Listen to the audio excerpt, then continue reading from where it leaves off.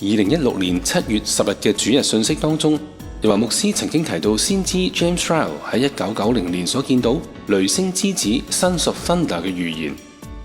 喺末後嘅日子，大復興將會由新嘅聲音 New Sound 而引發。現時我哋知道呢個預言所指嘅就係過去18年嚟以全音域方式錄製嘅石安新歌，以及能夠完整播放石安新歌嘅石安劍。自石安劍被成功研發，各位弟兄姊妹亦成為咗劍士，出外比試論劍。石安日報亦推出咗論劍坊，讓弟兄姊妹寫低比試耳機嘅感言。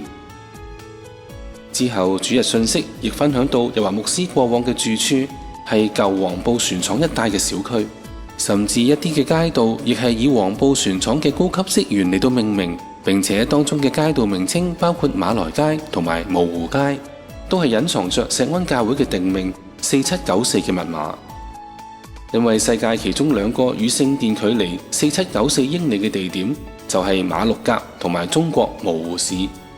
而過去一星期，全球所有人都注視嘅新聞，必定就係巴西奧運開幕。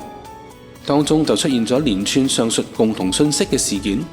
喺巴西奧運會，中國總共派出416名選手參加，出戰26個大項、210個小項。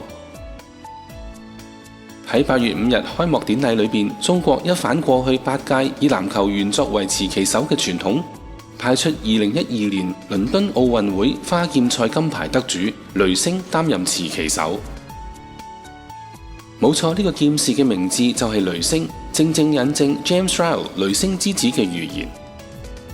並且佢係一位奧運冠軍級數嘅劍士，正好對比各位手持石安劍嘅弟兄姊妹喺過去成為劍士外出比劍。雷聲雖然喺天津出生，但係佢6歲嘅時候跟隨任職工程師嘅父親到廣州黃埔港定居，入讀黃埔區怡園小學。因此報章標題將中國嘅持旗手稱為黃埔仔，再一次出現黃埔呢一個共同信息。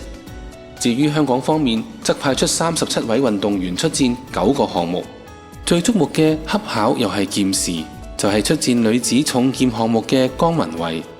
同埋出戰男子花劍項目剛奪得亞錦賽花劍冠軍嘅張家朗。兩個人分別締造出香港歷史，喺32強賽事當中勝出，分別進入16強。因此，當主日信息不斷講解石安劍同埋其他共同信息嘅同時，外邊嘅世界亦係圍繞着石安而轉動。論劍唔單單成為今年書展嘅年度主題，更喺今屆奧運會當中成為香港嘅熱話。喺呢度，我哋可以再次睇到主日信息提到嘅鏡面倒置現象，就係神給予俾我哋嘅印證。發生喺世界嘅事情就好似鏡面一樣，反照住我哋呢個嘅真相。並且我哋與鏡面嘅距離係由遠處越走越近，甚至到達可以接觸呢個鏡面嘅距離。因此，神給予我哋嘅印證唔係好似過去一樣隔一段長時間先會出現，相反係與發生喺我哋當中嘅事件同步發生，同步印證。至於奧運會方面，當中還隱藏住一個有趣嘅共同信息。今年巴西奧運嘅標誌係由綠色、金色同埋藍色組成，構圖方面就好似3個人手牽手跳動一樣。但遠睇嘅時候，呢個圖案就好似一個打側咗嘅水瓶。呢一個係咪印證現時嘅主日信息，為着紀念水瓶新世紀呢？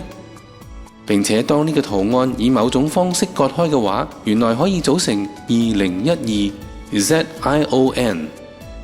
有趣嘅係呢個 ZION 圖案嘅形象就好似一隻嘅海怪，對比主日信息所提到天上星座之一嘅海怪座。